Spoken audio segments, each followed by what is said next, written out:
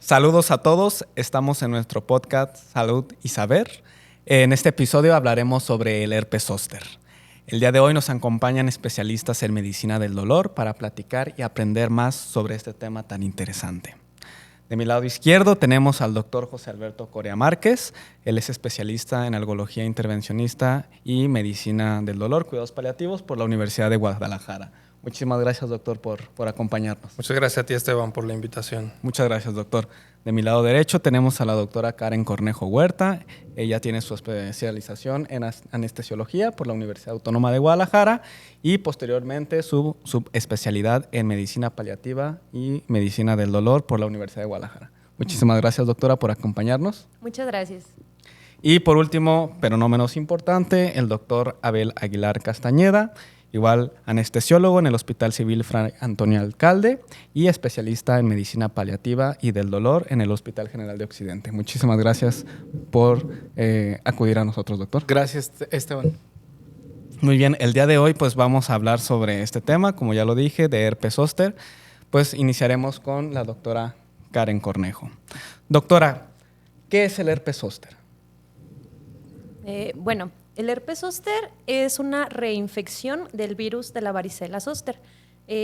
Así como para que nos dé primero, para que nos dé dengue hemorrágico, primero nos tiene que dar dengue clásico, igual con el virus de la varicela zóster. Primero tenemos que tener varicela para poder tener el herpes zóster. Es una reinfección del mismo virus. Esta infección se caracteriza por ronchas, pápulas, vesículas en la piel, que también se le llama culebrilla o cinturón de la reina, son los nombres coloquiales. Es una afección que no solamente afecta a la piel, sino, y lo más preocupante, afecta al nervio, a todo el trayecto del nervio y puede causar daño crónico al nervio. Eso es lo que más nos interesa aquí en medicina del dolor. Entendido, doctora. Doctor, ¿alguna aportación? Sí, también para agregar, saber cómo es el tipo de transmisión. Este es, como mencionó la doctora, un virus que afecta principalmente en su primera infección a la piel, ¿no? A las mucosas y a la piel.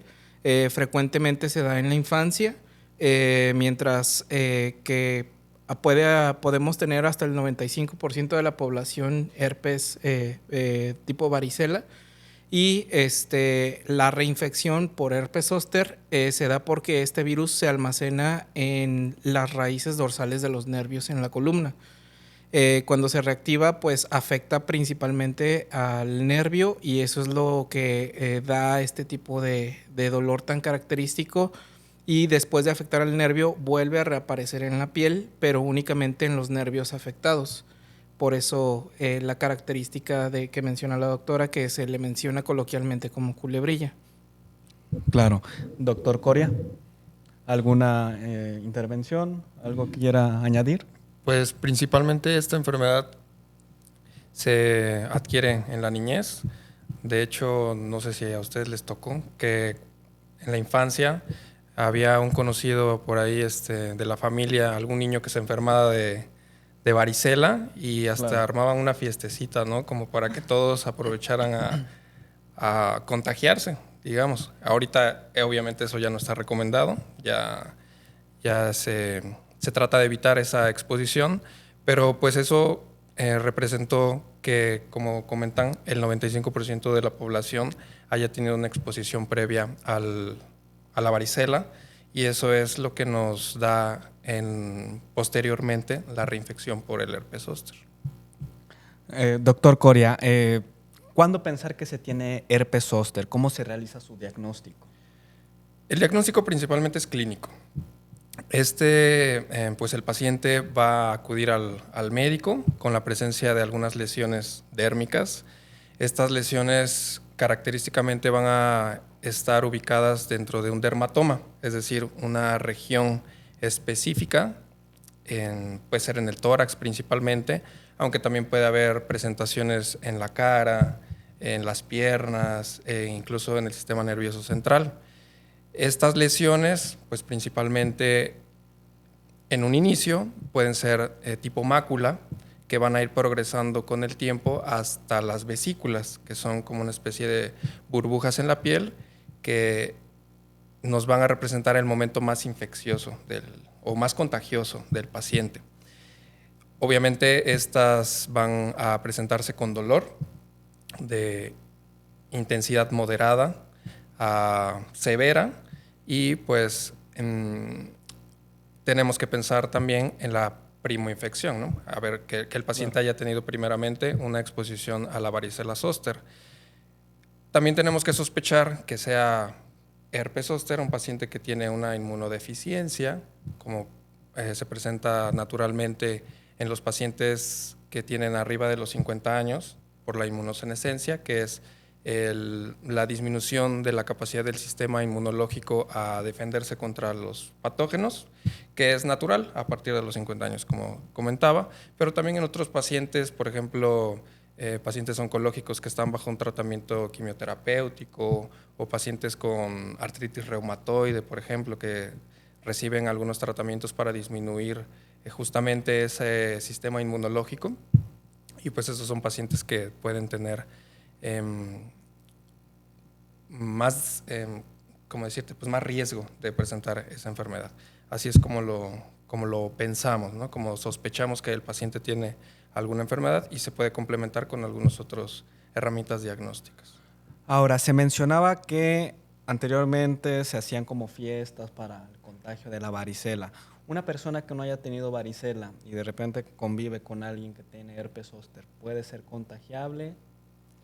Sí, el virus se puede contagiar justamente como comentaba durante cuando es la presencia de las vesículas. Esas vesículas pues se transmite la infección por contacto, o sea debe haber un contacto con el enfermo para que se pueda desarrollar, pero en este caso no sería un herpes zóster, sino más bien sería una manifestación como varicela, ¿sí? El herpes zóster es la manifestación secundaria a una primoinfección. Entendido. ¿Algo que se quiera aportar? Eso que menciona el doctor Alberto es muy importante, saber que, porque siempre te llega el paciente a la consulta con miedo de contagiar a la familia, teniendo un herpes zóster activo. Aquí lo importante es que, así como dice el doctor, un paciente que tiene herpes zóster no puede contagiar a otra persona que ya haya tenido varicela. Sí, por ejemplo, yo ya tuve varicela. Si yo estoy en contacto directo con el paciente que tiene herpes zóster, yo no me puedo contagiar porque el virus ya está en mí. Yo para desarrollar un herpes zóster tengo que pasar un periodo de inmunodeficiencia para que mi virus se vuelva a prender.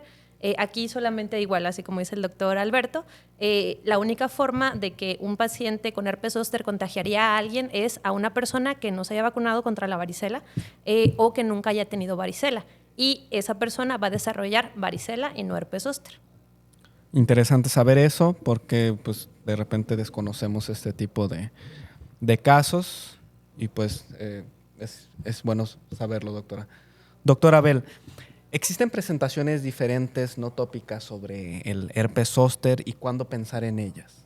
Sí, existen presentaciones que llamamos atípicas, o sea que no son clásicas, en donde también pueden verse afectadas frecuentemente vísceras. Este tipo de dolor es igual de tipo quemante, no hay ninguna lesión en la piel y se percibe como un dolor interno quemante a nivel visceral.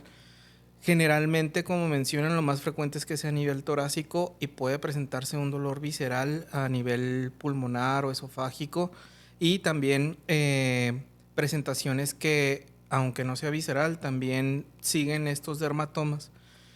Otra presentación atípica, de acuerdo al porcentaje de presentación, como mencionó el doctor Alberto, lo principal o el primer lugar lo ocupa a nivel torácico, después a nivel de nervio trigémino, tercer lugar cuello y último lugar sacro y piernas. Entonces, estas presentaciones que no son tan evidentemente clínicas, como mencionamos que el diagnóstico es clínico porque observamos la diferente grado de presentación que son las lesiones dérmicas, que es el eritema, después las vesículas y al final costras.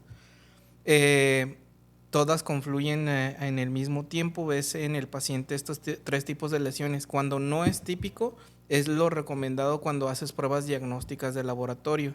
Se puede hacerle una muestra de la propia lesión de la vesícula y se manda a hacer un estudio que se llama PCR, que se toma muestra del ADN del virus. Y también puede ser a nivel de sangre esa misma muestra de PCR. Es lo que más confiablemente nos daría el diagnóstico de que es varicela zoster. Eso es lo que a nivel diagnóstico y otras formas de presentación de herpes zóster. Claro que sí, doctor. Doctora Karen, ¿algo que quiera sumar? Entonces, doctora, ¿cuál sería la duración normal de un herpes zóster? Aquí lo que hay que tener en cuenta es que el herpes zóster tiene 3 fases. La primera fase es la fase únicamente dolorosa. Los pacientes no inician luego con las pápulas, las vesículas, sino primero tienen dolor. Este dolor es de solo un lado del cuerpo, torácico, facial, así como ya lo mencionábamos, y se caracteriza por ser ardoroso, enchiloso, picante, tipo toque eléctrico. Y lo más característico es sensibilidad al roce de la ropa, al aire. Esta fase dura unos días, de 1 día a 3 días aproximadamente. Aquí es cuando los médicos no sabemos qué es lo que está pasando. Normalmente, si es algo torácico, pensamos en infarto. Si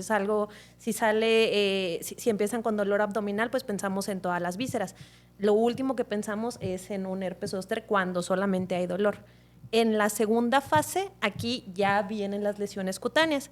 Esta dura alrededor de semanas, puede durar de 15 días, 1 semana, hasta 3, 4 semanas, es como lo normal. Y en este tiempo salen las lesiones, van evolucionando y luego se secan. Esta parte suele ser dolorosa y es la más contagiosa. Bueno, es la contagiosa más bien. Luego está la fase 3. La fase 3 es la fase de recuperación. El virus, depende qué tanto haya atacado directamente al nervio, la parte de la piel donde fue afectada va a seguir con ese tipo de molestias, hormigueo, entumecimiento, dolor. Esta recuperación puede durar semanas, puede durar meses, dependiendo del sistema inmune de cada quien cuando le haya dado la enfermedad, y depende mucho de que si recibió el tratamiento adecuado o no. Un paciente de edad avanzada que no recibió el tratamiento antiviral avanzado va a tener más complicaciones neurológicas que un paciente de una edad más joven que sí recibió el tratamiento. Pero en general la enfermedad aguda puede durar 1 mes y la recuperación puede durar meses o incluso años. Me imagino es un dolor pues bastante severo. He visto que los pacientes pues cuentan con un dolor que no lo soportan. ¿Qué opciones de tratamiento existen, doctora Abel? Bien, aquí como menciona la doctora, habría que identificar bien las fases, y lo que invitamos a las personas es a que acudan oportunamente al médico, porque se ha visto que en las primeras 72 horas de aparición de las lesiones, cuando se recibe el tratamiento antiviral adecuado, hay menos riesgo de presentar complicaciones posteriores si hablamos de la neuralgia posherpética. Entonces, si se trata a tiempo con antivirales, hay menos riesgo de que se presente este dolor. El tratamiento implica el uso de antivirales, aciclovir, valanciclovir, que son los principales que podemos llegar a utilizar en dosis adecuadas, en tiempos adecuados, porque hay prescripciones que no alcanzan el nivel de antiviral que necesitamos. Necesitamos dosis altas con una alta frecuencia para poder alcanzar a combatir esta parte viral. Parte de la prevención de la neuralgia posherpética implica que desde el inicio se den analgésicos que mitiguen el dolor, si bien no lo logran quitar al 100%, sí disminuirlo para evitar la neuralgia posherpética. Y hablamos de neuromoduladores como gabapentina, pregabalina, y analgésicos dependiendo si el dolor es somático o neuropático, y el uso de opioides ya sea débiles o fuertes dependiendo del nivel y del grado de dolor.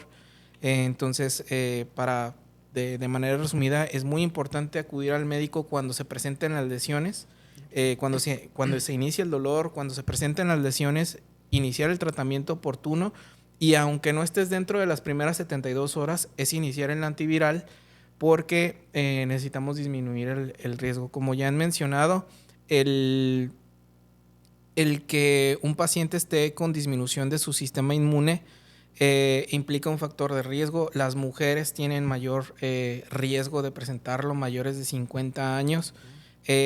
Y recientemente, después de la pandemia, vimos un incremento de herpes zóster debido a que el COVID disminuye el sistema inmune y genera mayor tasa de reinfección por herpes zóster. Entonces, doctor, ¿existe la posibilidad de que una vez de que la persona presenta herpes zóster, el dolor no se quite o llega un momento en el que se puede quitar o de plano el dolor en algunos casos puede ya ser permanente? En algunos casos es permanente. La frecuencia, a pesar de que sea baja, pues es incapacitante para los pacientes.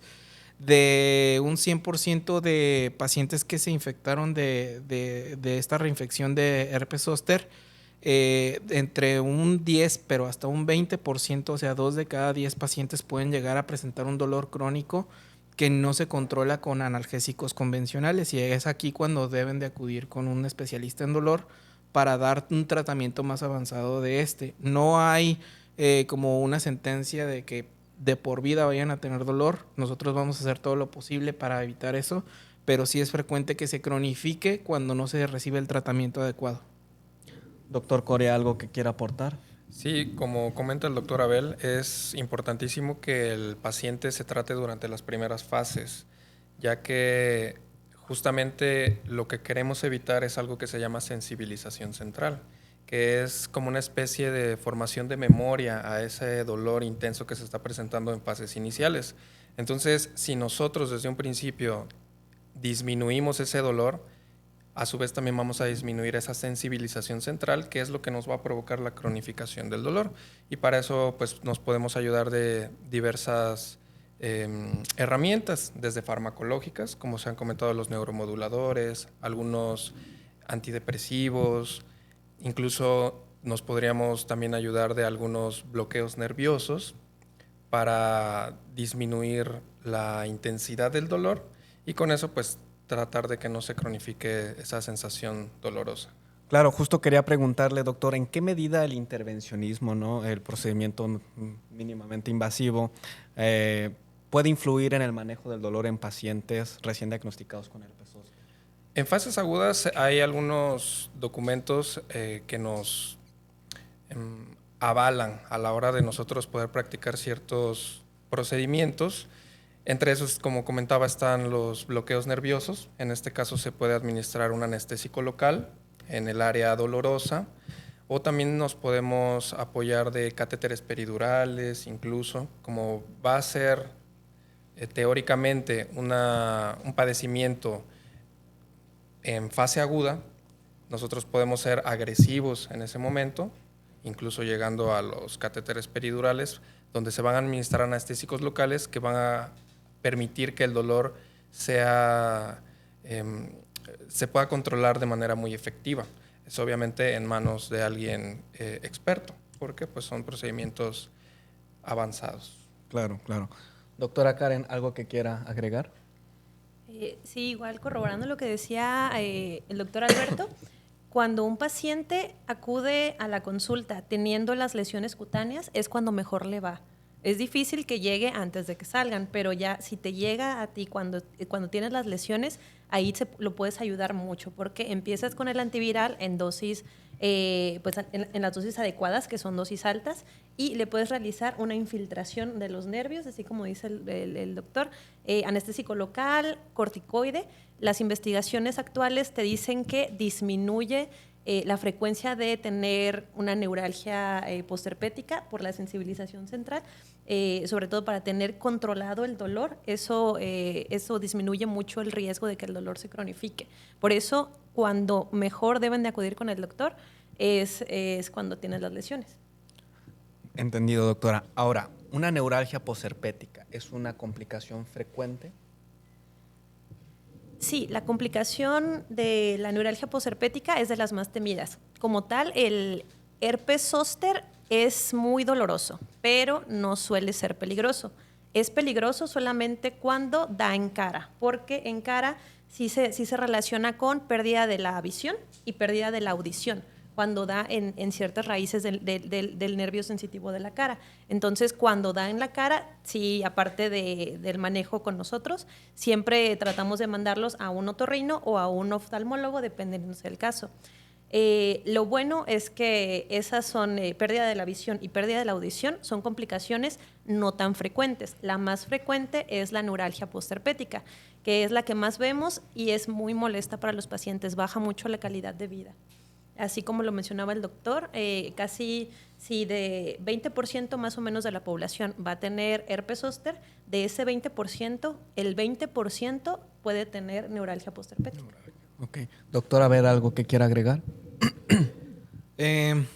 Algo que no va tan relacionado a la pregunta, que también habría que agregar, es que ante estas disminuciones del sistema inmunológico es importante buscar una patología que pueda estar enmascarada, que puede corresponder a un proceso neoplásico, un proceso oncológico, ¿no? Okay. Que por la frecuencia nos interesaría descartar algún tipo de cáncer pulmonar, algún tipo de cáncer en abdomen. Entonces es importante para el personal médico que investiguen también esta parte de que se puede tomar como una complicación, no directamente del herpes zóster, pero que debemos de investigar por la disminución del sistema inmunológico.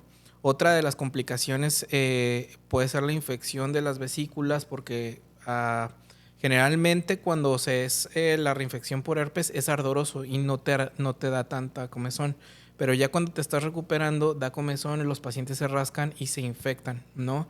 Y eso sí puede llevar a una complicación grave, porque pueden generar sepsis o pueden estar en el hospital, y si es una condición ya más grave. De acuerdo a la presentación de qué tan frecuente es la neuralgia posherpética, más que buscar un porcentaje como tal, volvemos a recalcar la prevención, el uso actual, me imagino que vamos a llegar a ese punto de prevenirlo a través de la vacunación. Okay, claro. Es ley que, o bueno, mencionaban que una de las razones principales por la que disminuye, más bien por la que surge el herpes zóster, es la disminución de lo que es el sistema inmunitario. En caso de tener un sistema inmune fuerte, o sea, es ley que no salga, que salga, o de plan, o hay veces en que me dio varicela en la adolescencia, pero mantengo un estilo de vida que mantiene mi sistema inmune fuerte y no me sale herpes. Pues es que, por ejemplo, hablando en pacientes jóvenes que se supone que deben de tener un sistema inmune muy fuerte, los pacientes que más nos llegan con herpes zóster en pacientes jóvenes es porque por periodos de estrés, okay, o alguna enfermedad aguda activa. Hemos tenido estrés, depresión, y eso sí se relaciona a al brote. Otra cosa, una de las que no hablamos es lo familiar. Casi todos los que nacimos antes de los 90 ya tuvimos herpes zóster, ya tuvimos varicela. Pero solamente a un 20% de la población nos da herpes zóster. Y se ha visto que en ciertas familias, papá, hermanos, hijos tienden a tener herpes zóster en una sola familia. Entonces, ahora se piensa que si hay a pesar de que es una enfermedad infecciosa, hay cierta predisposición genética en las familias. Y ahora lo que se dice en las investigaciones nuevas es que si tú tienes un familiar de sangre que haya tenido herpes zóster, tienes el doble de riesgo de la población en general a tener herpes zóster. Y eso pues nos empuja más a la vacunación. Claro. Pero si no estamos exentos, nadie. ¿A qué edad se recomendaría aplicarse las dosis de vacuna para herpes zóster? Bueno, principalmente pacientes por encima de los 50 años, que es cuando comienza la inmunosenescencia, es decir, el proceso natural en el cual se debilita nuestro sistema inmunológico. Pero también pacientes por encima de los 18 años que tienen algún factor de riesgo, como alguna enfermedad como VIH, que disminuye nuestro sistema inmunológico, o algún proceso oncológico, o diabetes juvenil, por ejemplo. en los cuales el sistema inmunológico no va a responder de manera adecuada, pues también se recomienda la administración de la vacuna a partir de los 18 años. Y pues en pacientes que no tienen ningún factor de riesgo más que la edad, pues arriba de los 50 años. Y por ejemplo, volviendo al tema del dolor, mencionaba, por ejemplo, que hay pacientes que de plano no se les puede quitar el dolor. ¿La vacunación puede cubrir el dolor crónico de herpes zóster? Sí, por ejemplo, hablando de hay dos tipos de vacuna, la vacuna de virus atenuados y la vacuna recombinante. La recombinante, además de protegerte casi el 98% para tener herpes zóster, también te protege un 60% para tener neuralgia posherpética. O sea, si estás en ese 2% que a pesar de que ya te vacunaste, te dio herpes zóster, te protege un 60% también para que no tengas la complicación más frecuente del herpes zóster. Entonces, la vacunación, excelente. Okay. Doctor Abel. No. Sí, perdón. Sí, sí, A mí me gustaría recalcar que como tal no va a ayudar a disminuir el dolor una vez que ya tienes el proceso de una neuralgia posherpética. Es por eso que hay que recalcar que debe de ser de manera preventiva, ¿sí? O sea, la mejor medicina es la preventiva. Hay que evitar que nos dé el padecimiento para que a su vez pues, se reduzcan todos los riesgos de la misma enfermedad. En este caso, pues obviamente la neuralgia posherpética. Entonces, prevención antes de que nos dé la vacuna. Perfecto. Y por ejemplo, el dolor crónico, neuralgia posherpética, ¿qué opciones de tratamiento oncológico existen? Bien, debemos de partir desde una base, como mencionamos, si se detecta oportunamente. Cuando están las lesiones es difícil realizar el intervencionismo porque precisamente el lugar hacia donde vamos a abordar puede tener lesiones activas y el introducir algún tipo de aguja puede generar complicaciones. Entonces, nos debemos de esperar a que las lesiones estén más controladas, más en un periodo en donde ya hay un cierto grado de cicatrización. Y debemos de partir de una base farmacológica, como mencionaba el doctor, pues gabapentina, pregabalina, algunos antidepresivos como amitriptilina. Hay medicamentos tópicos como lidocaína simple o combinaciones con capsaicina. Aquí la complicación de estos es que el paciente puede percibir mayor ardor inicialmente. Hay literatura que recomienda aplicar frío antes de aplicar este tipo de anestésicos, o ya sea en parches o en gel. Y una vez que está cicatrizado a nivel de intervencionismo, pues como el virus está alojado en la raíz dorsal, ahí es el sitio a donde nos dirigimos, ya sea con anestésicos y corticoides, que se ha visto que si estamos hablando que hay una disminución del sistema inmune y tú aplicas un corticoide, pues estás disminuyendo propiamente el sistema inmunológico ahí. Entonces hay cierta controversia de utilizarlos o no utilizarlos. Por eso el uso de radiofrecuencia es más recomendado para este tipo de pacientes, ya que la radiofrecuencia nos permite garantizar un tiempo más prolongado de efecto del procedimiento. Justamente quería tocar esa pregunta. ¿La ablación de los nervios por radiofrecuencia es una terapia fiable y en qué consiste? Es una terapia que es segura, por esto mismo que estoy mencionando. Las complicaciones son mínimas, el efecto, la efectividad del procedimiento es muy alta. Una vez que se presenta esta complicación de neuralgia posherpética, es lo más recomendado, ¿no? Es que de toda la terapia que se puede dar, farmacológica, tópica, es lo que más resultados nos ha dado en el tratamiento de este dolor y sobre todo nos ayuda a prevenir a que no se cronifique más allá de los 3 meses. Si al mes ya cicatrizó todas las lesiones, pasa a intervencionismo, se le hace radiofrecuencia y el paciente ya no vamos a tener una alta incidencia de que se cronifique este dolor. Okay. Doctora Karen, muchas personas pues no conocen lo que es una radiofrecuencia o en qué consiste. ¿Nos podría explicar en qué consiste justamente el procedimiento de radiofrecuencia? Sí, claro. El procedimiento de radiofrecuencia es algo que realizamos frecuentemente para distintos tipos de dolor. entre ellos la neuralgia postherpética. Consiste en un tratamiento que es ambulatorio, se hace normalmente en el hospital, pero suele ser en un quirófano menor o una sala de rayos X.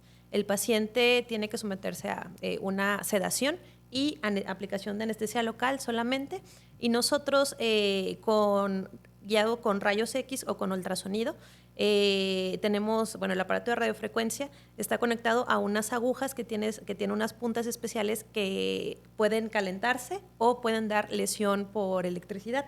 Esta lesión, ya sea por calor o por electricidad, hace una lesión directamente al nervio que nosotros queremos que deje de doler. Porque, por ejemplo, en este caso, el nervio es el que está enfermo, ya no es la piel.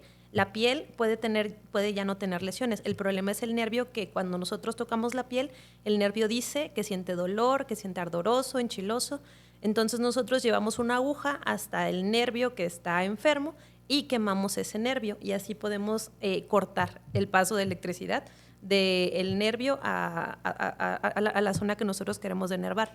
Eso baja el dolor y normalmente no quita ni mucha fuerza en el nervio. Practicándolo en este caso, por ejemplo, se puede hacer en cara, se puede hacer torácico, abdominal o en brazos y en piernas también. Y nosotros haciendo una lesión por electricidad no debería de haber pérdida de la fuerza, por ejemplo. O sea, es un procedimiento que, a pesar de que nosotros estamos lesionando el nervio, no hay tantos efectos secundarios como si nosotros cortáramos el nervio o lo extirpáramos, por ejemplo. Ahí sí podríamos tener problemas. Claro. Doctor Coria, ¿algo quiere agregar? Pues no, la explicación de la doctora fue más que clara, acertada. Sí. Ahora, volviendo a la cuestión de las ronchas que salen de repente, ¿existe la posibilidad de que no se presenten como, pues sí, ese tipo de ronchas? Sí, existe una presentación del herpes que se llama herpes silencioso o herpes silente, en el cual, pues como lo dices, no hay una presentación clásica en la cual se presentan las lesiones dérmicas. Sin embargo, el paciente presenta el dolor, ¿sí? Entonces es lo que nos debe hacer pensar en que el paciente tiene, pues, un padecimiento por herpes zóster, acompañado obviamente de los factores que ya comentamos anteriormente, que es la edad arriba de 50 años o algún proceso de enfermedad aguda que esté pasando por una situación de estrés. Y en este caso, pues los tratamientos serían los mismos. Okay. Y bueno, ya es una pregunta abierta, dejando de lado lo que es el herpes zóster. ¿En qué momento podemos acudir con un algólogo? Desde mi punto de vista, cuando el dolor sea de difícil control, de preferencia que sea durante fases tempranas, para que nosotros tengamos la oportunidad de controlarlo. Obviamente, normalmente ya están tratados por un médico familiar o un médico internista, el cual ya le está brindando los antivirales, algunos medicamentos que probablemente son de uso más común, como los neuromoduladores, y pues invitar a los médicos que tratan estas enfermedades para que nos incluyan en el equipo de tratamiento, porque la medicina del dolor tiene muchas herramientas que se pueden iniciar de manera temprana, incluso cuando se realiza el diagnóstico. No esperar a que nuestro paciente tenga un dolor ya crónico, sino en primeros momentos, trabajar en equipo, ¿no? Transdisciplinario, que sea al mismo tiempo para que todos estemos coordinados y podamos darle, pues, una mejor atención a nuestro paciente. Claro. Doctora, ¿en qué momento asistir con un algólogo? Pues en cualquier momento de que se tenga dolor por herpes zóster, pero de preferencia, pues desde el principio nosotros podemos hacer más. Cuando llega un paciente que tiene 1 año o 2 años con el dolor crónico, ahí es más difícil poder quitar ese dolor. Es más fácil cuando llegan con ronchas a cuando tienen varios años. hay procedimientos, no solamente la radiofrecuencia, sino en caso de que la radiofrecuencia, porque es probable que no le funcione a un paciente con neuralgia posherpética, se puede dar otro pasito más y poner un estimulador medular, que ese es como el último paso que damos los algólogos cuando hay un dolor intratable, porque el herpes zóster, como ya comentamos, se refugia en una central nerviosa importante. A veces es complicado llegar hasta el target. Y a veces, aunque lleguemos al target que nosotros queremos quemar, el dolor permanece. Y hay pacientes que tienen el mismo dolor desde el primer día que tuvieron las lesiones. Entonces son pacientes que tienen 1 año, 2 años, 5 años con el mismo dolor todo el tiempo, baja mucho la calidad de vida. En esos pacientes que no les sirven los medicamentos, no les sirven la radiofrecuencia, entonces nosotros pasaríamos a poner un estimulador directamente en la médula para bajar el dolor. Claro, y es que es importante conocer la subespecialidad que maneja, que es medicina del dolor, porque todavía mucha gente desconoce lo que es un algólogo. Y por eso, doctor Abel, quiero preguntarle, dejando de lado herpes zóster, ¿en qué momento podemos acudir nosotros con un especialista en medicina del dolor? Bien, lo que han estado comentando es muy cierto, y lo que pasa a nivel cultural es que aparecen estas lesiones y lo primero que las personas acuden es primero médico general, médico familiar. Segundo, lo derivan con un infecto o con un derma y ellos tratan la patología, ¿no? Tratan la infección en agudo. Pero frecuentemente o muy pocos profesionales inician manejo del dolor, como ya hemos mencionado que es muy importante el manejo de dolor desde las primeras fases para evitar lo que mencionaba el doctor Coria, que el dolor genera un cierto tipo de memoria. Y cuando a nosotros acude el paciente con nosotros, como dice la doctora Karen, ya es un dolor crónico que se complicó, que ya generó memoria, que va a ser de difícil control. Esos son los casos que vemos. Sin embargo, si cambiamos este chip de seguir estos pasos que actualmente se siguen y, como mencionan, trabajamos todos en equipo por el beneficio del paciente, sería conveniente que desde un inicio nos interconsultaran para darle un tratamiento, como dice el doctor, más agresivo, más específico, para que disminuyamos esa tasa de complicaciones y de cronicidad de herpes zóster.